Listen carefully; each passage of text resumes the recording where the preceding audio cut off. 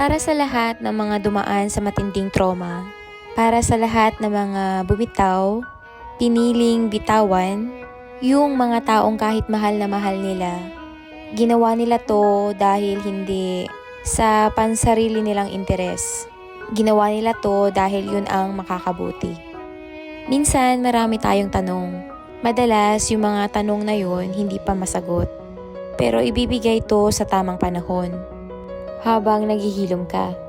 At huwag nating ipagkait yung mga sarili natin na magmahal ulit. Piliin pa rin nating magmahal kahit gaano kasakit.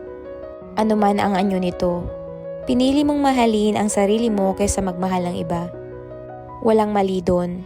Pinili mo ulit magmahal dahil pakiramdam mo yun ang bubuo sa'yo. Gawin mo. Pero laging dapat sa huli, handa tayong harapin yung sakit. Handa nating harapin na hindi perpekto ang pagmamahal. Maging maganda man yung ibinigay mo sa kanya, pero ang ibinalik sa'yo trauma, okay lang yun. Lagi yung parte, dahil balang araw makakatagpo ka ng aakma para sa'yo.